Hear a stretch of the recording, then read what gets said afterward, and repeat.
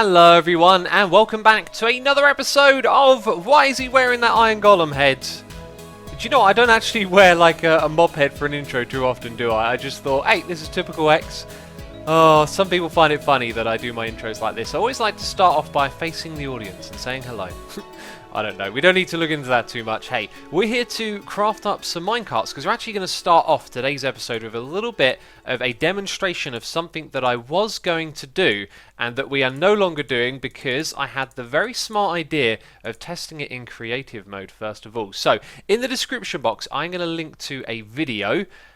You can go check it out if you want. My idea here was to convert iron into gold. That was going to be the pun of today's episode because we needed tons of iron to craft lots of different things. And it's all based around this video. Again, you can check it out in the description box. I am going to kind of explain briefly what exactly this little trick or discovery is and how, unfortunately, it wouldn't have worked for us, even though it seemed like a very good idea. So, you know about entity cramming. It's a game rule that they added. This season of Hermitcraft, we decided to keep it on. We decided to keep it default, as we thought it might just change the way we approach some things. So here's a trick. What I was going to do was place about 19 minecarts all in the same spot. Now actually I don't need to place a block there. What am I doing? This is the place for loading them up. So you want to sort of drop them down and then it attaches to the rails. The next one will jump onto the rails as well. There weren't rails at the bottom there. These things would actually be stacking up like a Pez dispenser, which I find rather interesting. I also find it peculiar the way that they kind of like teleport down. They don't even fall down, they're just there all of a sudden. But let's pretend that we're to put 19 of those regular ones and 5 of those hopper ones. Well, that's 24, and as soon as another entity steps into that space, it is going to take damage. I'm going to step into it right now, and you can see that I don't actually take damage. Now, when they group up like this, minecarts can often form this weird sort of booster effect where they push each other along, which they might do right now. And yep, they're kind of doing that. Let's place the rail there. Let's keep them on the rails as well. And then let's send them back. Now, the next demonstration I'm going to do is to remove some rails, which is kind of what you've already seen. Let's give them a nudge. And oh, no, okay. And now they're spreading out. Well, this is kind of what happens. So, you can put this in like a mob spawning area, and the mobs will get picked up by the minecarts. They'll then be inside of a group of these. That means that they'll take damage from the entity cramming. They die very quickly. The ones with hoppers pick up the items, and then you can drop them off into some hoppers at either side. That's what you'll see in the video in the description box. Go check it out because it's a really cool little bit of tech. Unfortunately, in practice, it just doesn't work. So I was going to go into the nether, onto the ceiling, all the way up into the sky, which would be a place where you don't have to do any conditioning to get the mobs to spawn, and build some spawning platforms up there and take advantage of this exploit. And I recorded an intro and everything. I was really excited and hyped. And then a thought crossed my mind, you should probably test this in creative mode first. And I did, and as soon as it hit like 3 or 4 entities, the group of minecarts split up, went everywhere on the platform that I built, and the whole thing was sort of over. So there's absolutely no reason that I can't show you what I did in creative mode. Came onto the top of the roof of the nether, which is somewhere down there, pillared up, and just under the height of the well decided to build this platform. It crossed my mind this could do far more than just pigmen. You could pick ghasts up with this as well. But anyway, here's a group of the entities stacked together, and the previous one that I tried, after it hit a few mobs, you can see what happened here. They all sort of spread out and then the game was over. Now those are probably going to disrupt this as well. So we might just try this again after I clear the platform. But maybe, there you go, it kind of shows you it a little bit. So that fella's taking damage and the hopper would have picked up his items. And now it's created a right old mess. I've spawned in a few pigmen. Let's give this another try so you can see it in action. So they go across, they pick up a pigman, they kill the pigman, the tracks send them back down this way again. And what can happen is also these can pick a different direction. But over at that end, they'll drop off the items into the hoppers that are underneath the rails. It's a really great concept, but if it hits the pigman in the wrong direction, it can stop the minecarts from moving. And very quickly after I ran this the first time, the group of them got sort of dispersed and went off in their own directions, which would be an absolute pain to fix every time in vanilla. Otherwise, though, it's an amazing idea for a mob farm, and this would be such a great application. And there you go, it stopped, which is exactly what I wanted to show you. So that's created a right old problem. If we were in survival, we want to jump down here and try and nudge it. It might end up just sending them in all sorts of directions. Although that time they've decided to stay together. It looks like they're... Yep, You can see it's got problems all over the place, right? And this would just be such a simple farm to build once you got yourself a nice supply of iron. A great way to get gold. But unfortunately, it just doesn't work.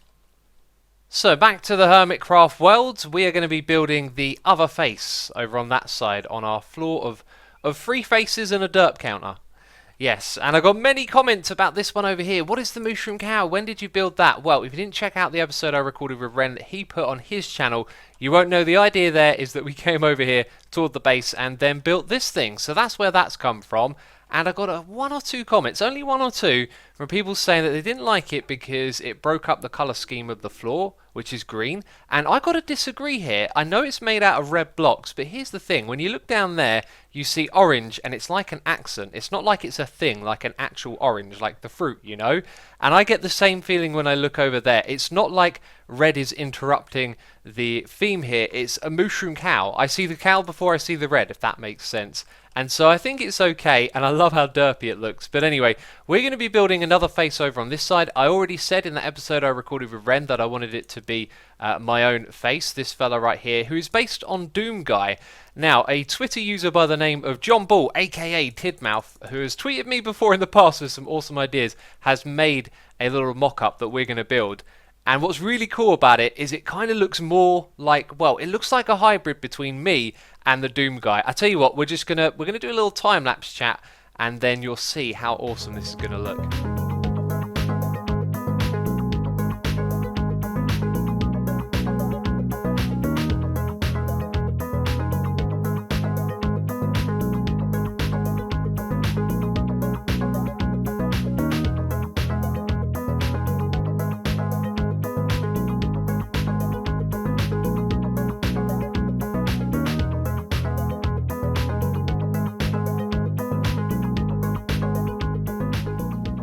I know what you're thinking. You said time-lapse chat and then the music played. Well, I recorded that yesterday, first thing in the morning. Today I've built this, and I cannot remember what it was I was going to talk about, so it couldn't have been that important. But anyway, there is something else I can actually think about talking about.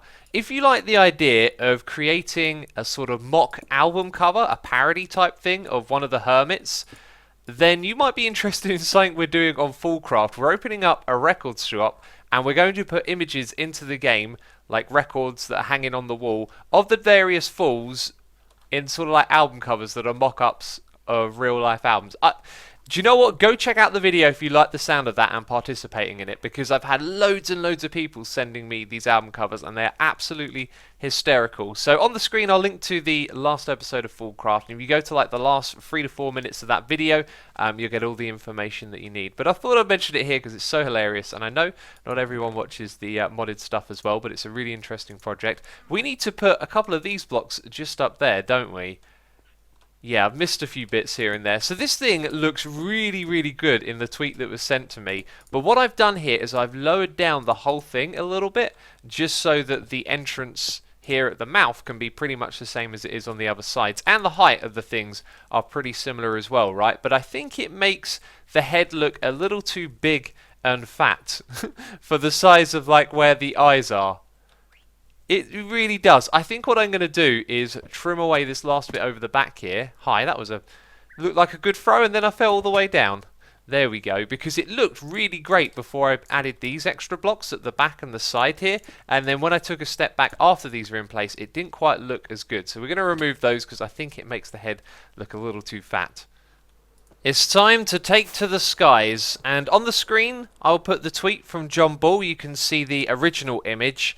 The textures are a little bit different, but the main thing is that you can see the full size of the face, as the one that I've built is now a little bit smaller because we've sort of built it lower down. And I gotta say, I love that. It looks really good. I'm ever so happy with it. It's turned out amazing, hasn't it? And one of the things with flying around a check sign cow is that as you look at it and you move towards it, you gain speed, so you sort of get there a little quicker than you like, and you don't get to ponder on it quite as much. But I love that. It's looking absolutely amazing, and this floor is just better than anything I thought it could ever be.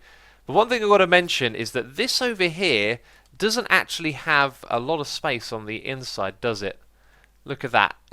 Not too much space at all, although we could actually extend the room in that direction and that direction, so it could be like a corridor, And this is for our mementos. You know what? We're going to have loads of space for it. But anyway, I've been looking at this area and thinking there's a bit of an omen going on here, okay? We have a bet with Mumbo Jumbo.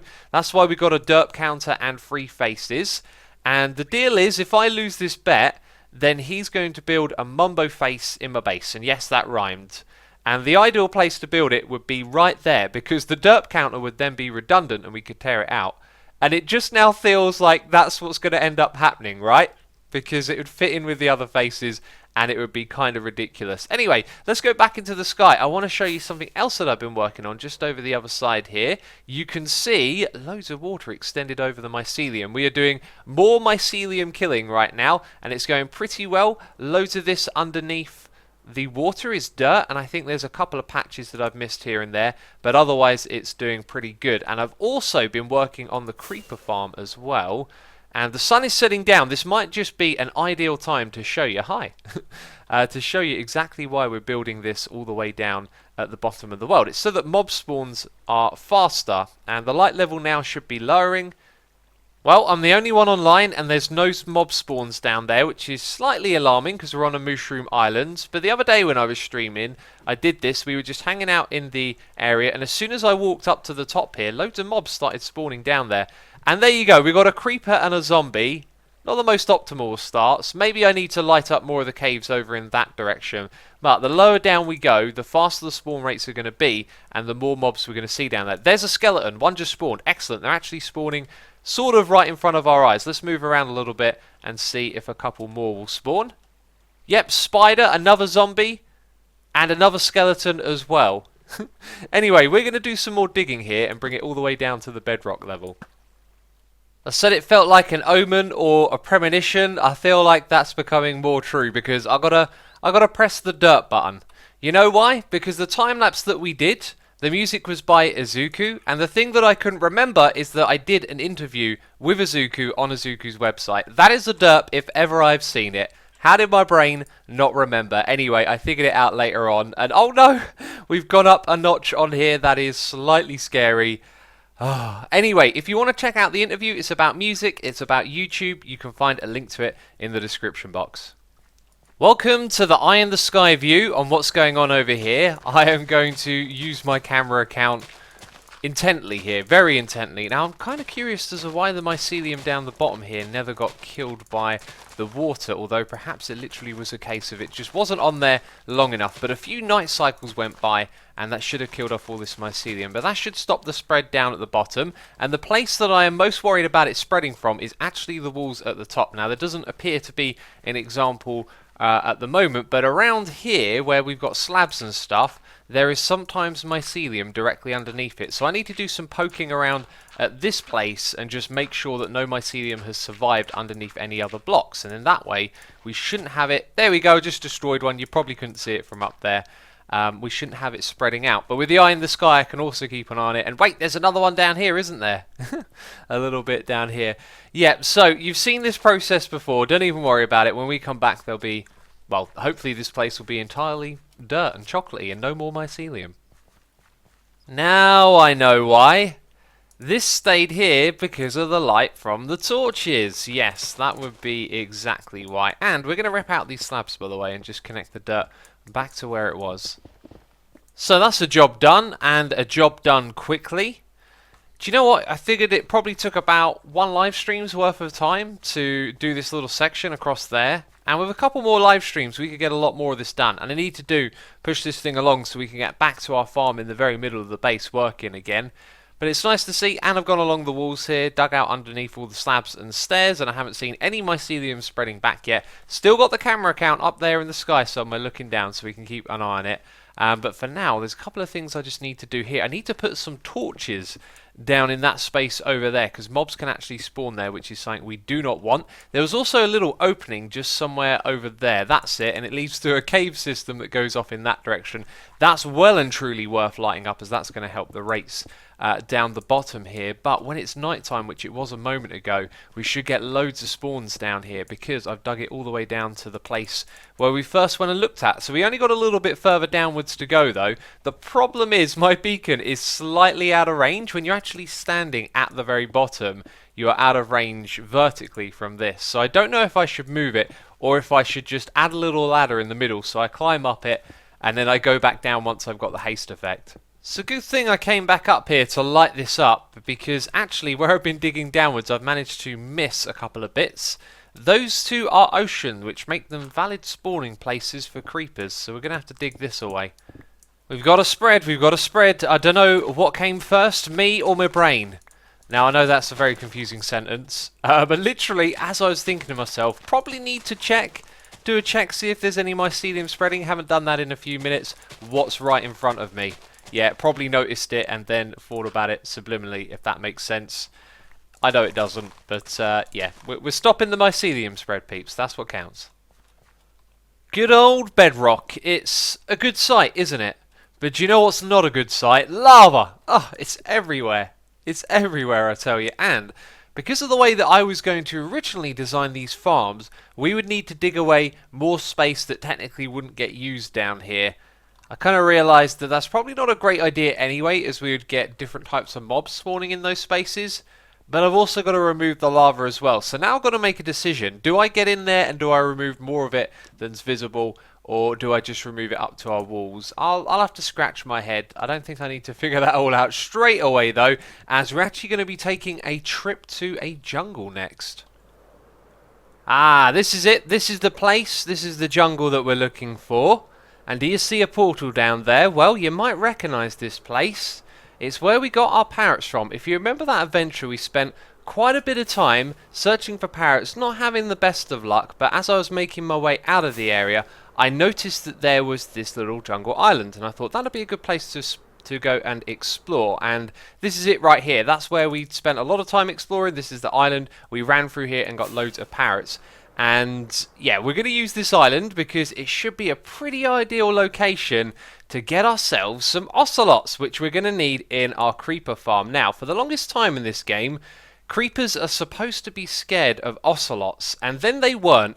And I think it was over a year that there was a bug where they wouldn't actually be scared of them. And so we're going to use ocelots because apparently that's been fixed again. And now the creepers are scared of the ocelots. It's going to help us with our farm. Anyway, I figured this one out on the way over here. I was going to use a lot of flint and steel, and I was going to burn down this entire jungle, because then we'd be left with tons of grass and we'd be able to see lots of ocelots everywhere. That ain't going to happen now because fire tick has been spread off for this season, which really sucks. It really, really sucks. I thought this was going to be a quick old task out here in the jungle. I guess we can just spend some time roaming around looking for some ocelots, but we probably won't have much luck. I've got some fish with me from the fish farm. And do you know what? I've done this very few times in this game and I've had very little success. But all we need is 2 of them. So I'm going to creep my way over there maybe. I have to wait. I have to wait for them to acknowledge. Ah, you're moving away from me, aren't you? But I'm holding a tasty fish in my hand. Don't you want to come and grab this? Oh! Yes! No, does that mean you like me? You're still running away! Hang on, we might have to do this the forceful way. Like me, I'm giving you fish. Please don't run away. I saw some love heart. I think I've messed it up. I think the love hearts were good, but then it decided to run, and that's bad. Ah, there we go, there we go. Oh, maybe not. Something changed your mind. It looked like it was coming towards me for a second. And we have forever lost the ocelot. Well, here's the trick. In order for the ocelots to spawn in this area, we would be advised to kill other animals in this area, which is really cruel, but that does increase their chances of spawning. We should also go around and just remove logs like this, because it will remove this stuff off of the grass, which means more potential spawning spaces, right? And I think that's about it. We could also chop down these trees as well, but that would be kind of silly. It might be smarter just to chop down the bottom bits. Like, if I do that, that's now going to change to grass eventually, and that's going to be a spawning space. But that'll be our goal now as we explore looking for an ocelot, just to also chop down this wood and make it a little bit more spawn friendly. We must never look directly at this ocelot. We must also hold raw fish in our hand at all times. I don't know what that means for the cooked mutton, but we're slowly approaching. And at some point, I know what's going to happen. It's running away. It's running away. Ah, this is going to take some time. Here we go, here we go. It turned to face me. Now we got to feed you. Yes! Yes, we did it! We got ourselves a cat! Amazing, amazing. Okay, that's one. We need two so we can breed them. Finally! A second cat, and it's Garfield. Oh my goodness me, has this taken me some time. We're not on the same island anymore. We're actually somewhere else, which means getting this fella over there is going to be kind of tricky. If I go flying, it'll teleport around to these blocks. But I've got a long way to go, and there's a big ocean to cross, so we might have to craft a boat and get him to sit in the boat. Come this way, kitty cat. Let's try and get you back home. There it is, that's the island, that's the way home, and I think what we'll be able to do is land at the shore here, and then our ginger cat is going to teleport to us, right? Because that area over there is still loaded. Did it teleport? Oh, please, come on now. That's not too far to go, is it really? You're still loaded over there. Jeez, I guess we'll have to make a boat. Aha! Yes, you do teleport. I didn't have to use a boat. In the end, it teleported somewhere and I didn't spot it. So that's it. We've got two of these suckers now. That's great. We're going to push them through the nether portal and bring them on that long journey home. We're home. However, one of these kitties, it's no longer their home. So you can see I clearly own this one. Nothing happening here. I've relogged, but since we've come through this nether portal, this one's decided it don't like me no more. And we've got a thing on the wall. That's my base. And someone's put that there for me. I've got a feeling that was Cubfan. He's been up to something. So that one isn't teleporting to me. It's basically it's lost its owner. Now this could be really bad. However, I happened to breed them in the nether just before I brought them through. So we got a baby on that side that may just grow up and be able to breed with this one again. And I don't know what is up with you. I do not know. What's wrong with you, kitty? I've got a cool tip for you when it comes to breeding these cats, and this is something that I've learned from playing Modded. Now, in Modded you have something called Walia, and what Walia does is it puts information on the screen about what you're looking at, and when you look at entities it tells you information about them. So I learned that if you give these baby animals like a full stack of the food that they want, they will go to within 20 seconds of becoming an adult. I think it might even be 10 seconds. So if I hold down right click and feed it this entire stack, it will grow up very quickly. So, well, right as I was about to start speaking, it grew into an adult. So that was literally 10 seconds after I fed it an entire stack. Of course, the reason that this is a good thing is because we have, well, I don't have any more right now because I raided it, but loads and loads of raw fish from our fishing farm. Now, this new friend as well, where do you... You went and sat on the... Oh, you're going to be a pain to get off of that. I'm going to have to break blocks, aren't I? Jeez, these things need looking... Oh, no, you've gone right into the corner. That's not what you're supposed to do. It was actually this one, I believe. If I right-click here, you can see it's ready for breeding, and that's the one that we just grew up. So once we get another one of these, it's going to be very fast to breed their numbers up if you just use loads and loads of fish, which is really cool. Do you know where we are right now? Does this place look familiar to you? This room right here is spectacular. Love it. Love it. And I feel a little bit of like frame jerkiness, which is probably from all the transparent water and the transparent glass everywhere. Do you know what? Optifine is out. I really need to update to that. And how does this bit work? Oh, you just sort of go through the wall, do you? And I said to Mumbo, next time I come around here, there should be a squid farm in place. I believe there is underneath these blocks. And do you know what? We can probably just... Okay, alright then, how is Mumbo doing on his spoon counter? That's what I want to know. That's what I want to know, because I got to go back and oh jeez, he's behind me. Yeah, I've got to go back and press the derp counter, because that was pretty silly of me. There is a super fancy elevator here, I must have missed this one. Yeah, we're over here, by the way, to get some fish. I figured, who's got lots and lots of fish and probably wouldn't mind me pinching some? Mumbo isn't around today. I would have liked to have asked first, but I don't think he's going to have a problem with it. And I also wanted to just walk through this place in first person, you know, because I've watched his videos, and I've got to say, Mumbo's outdone himself with this style of building right here. I love organics, and it's really impressive. This area is great. Look, Mumbo's got a map going on here as well. Everyone's been given a map. Cub fan is up to something, I tell ya. And I don't know, do you know, I don't know if things are stored in here yet, but somewhere around here there should be some storage for fish from the Guardian farm, and yeah, hopefully he won't mind me pinching some of it. Here we are again. I'm having a flashback, a little bit of deja vu. Oh, I really messed up at Mumbo's base over there. But I did fix it all up. I enjoyed looking around his base, and he had chests upon chests upon chests of fish. He'll probably never notice that I took some, but of course I'll leave him a message and let him know. And so over here, I've been breeding them up, the cats, and I've got them now to a point where you can pretty much continuously breed, because when you breed them together, they have a baby. You breed another two together, they have a baby. You can then feed them and then breed those two together. Yeah, I think you understand how this works, and so now we have a large amount of cats here, but we're about to do something despicable, so if you love cats, you need to look the other way, because these fellas dropped their heads, didn't they? That felt very cruel. I actually don't enjoy this very much. I don't think I'm going to do a lot of this, and I might not do it right now, because I've actually spent all of my time for today breeding these cats, and we need a few for our farm. I reckon we're probably going to need, like, maybe 16 in total for our farm. So after that we can breed them up, kill them, and try and get their heads. But we've only got two of the cats as well. There's a third, and of course there's an ocelot. So if we want to get all those heads, we've got a lot more work ahead of us. So my aspiration this episode was to build the creeper farm. Things in Minecraft take a lot longer. It's a common theme, isn't it? So anyway, we'll be doing that in the next episode. If you've enjoyed this one, please do leave a like on the video. As always, thank you for your support. Remember to check out the interview. There'll be a link to it in the description box down below. And I'm just going to enjoy the view here as I float down. I love it. This base, man, is so inspirational. Thank you for watching this episode of Hermitcraft. I will see you in the next one. Ciao for now. Bye-bye.